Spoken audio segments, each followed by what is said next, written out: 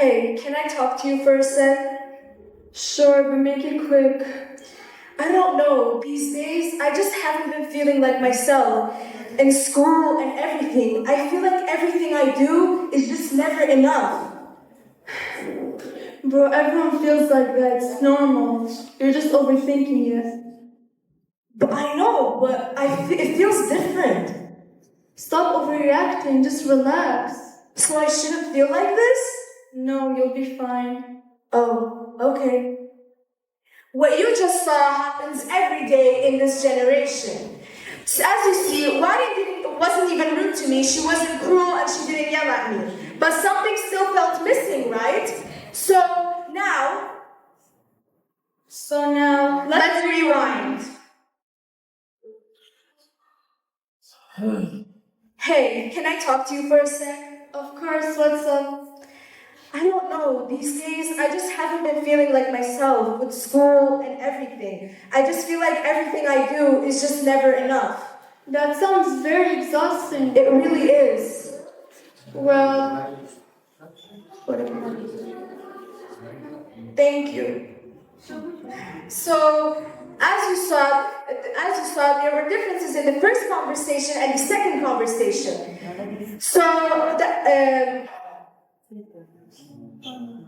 So, ladies and gentlemen, that's the art of empathy. As you saw in the first conversation, Wadi didn't even listen to me. Let's say she was advising me, but really she wasn't. She was distracting me and rushing me. And she told me that I'll be fine. So let's be honest. How many of you have been told that you'll be fine when really you weren't? Raise your hands. Exactly. So now, what just happened? Well, the situation didn't change. The problem didn't even disappear. What changed was the response. What changed was the response. What I didn't hear was being nice to me in the second conversation. She tried to understand me. That's what's called empathy. So what is empathy? Empathy is the ability to understand and share the feelings of others, to really put yourself into somebody else's place. It's not judging, it's not fixing, it's not even comparing. It is choosing to understand before you actually react to the situation. Yeah. So this creates a question for you. You may be confused, right? What does empathy really mean? Well, empathy is more than just feeling sorry for someone. It's actually putting yourself in their shoes to see what they're experiencing. So the first one is active listening. When someone's talking to you, the reason they're talking to you is they want to feel heard. So what you can do is to just listen to them and be quiet. Then we have an open heart. If somebody's talking to you, even if you disagree with how they feel or what they say, still try to understand them because they're going through a hard time, not you. So have an open heart. And so the very last one is trust and respect. Most people want to feel respected, like all of us do. And one way we can do that is to not interrupt them, not use our phones, and not talk.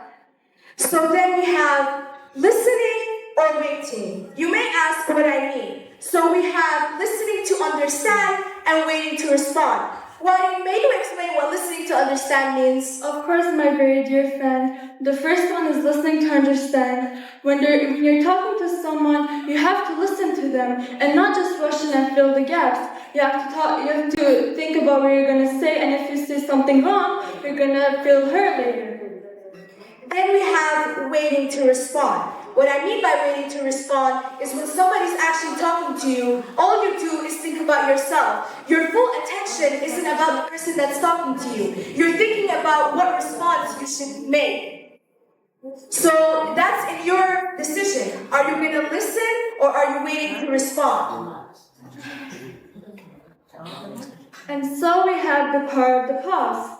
Now you might be thinking, why is pausing such an important step of empathy? Well, when you pause, It gives you the strength before you talk and take action. And the first way we can do that is pausing before responding. When you pause before you respond, it gives you a moment to gather your thoughts. Figure out to say something nice to someone. Then we have let silence exist. I know, silence is pretty uncomfortable, but trust me, when silence exists in the conversation between you and the other person, it has support and it creates a safe place. And the last one is presence over pressure. When you're talking to someone, they want to feel your presence. You don't have to talk to them, they can just feel your energy around the room and feel your presence around them. Then we have the 3 types of empathy. Well, there are many more types of empathy, but we felt the need to put these 3. The first one is cognitive empathy. What we mean by cognitive empathy is really understanding somebody's thoughts and what they're thinking about and what they feel. And the next one is compassionate empathy. When you become compassionate to someone, you inspire them to take action, you encourage them, and this makes the community a better place. Last but not least, which personally to me is the most important one, which is emotional empathy. Emotional empathy is feeling what they have to feel, really putting yourself in the other person's place.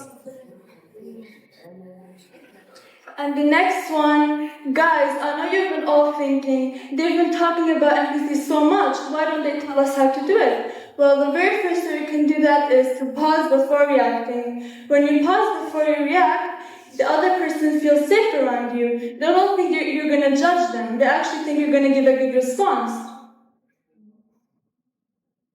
So then we have listen without interrupting. This happens a lot lately. When somebody's talking to you, you start interrupting them and saying, oh my God, me too, I also go through this. No, you start listening to the person because they're here for you to listen to them, not for them to listen to you. They're going through a hard time, not you. And the next one is validate feelings.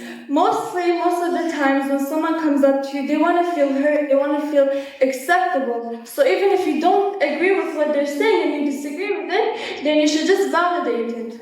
Then we have ask, don't assume. This happens a lot lately when people start to judge the book just by seeing the cover. So let's say a classmate of yours is depressed. You start saying stuff like, oh, she's making it up, she's asking for attention. Why don't you start asking first? Maybe they're actually going through something. And the last but not least is to be fully present.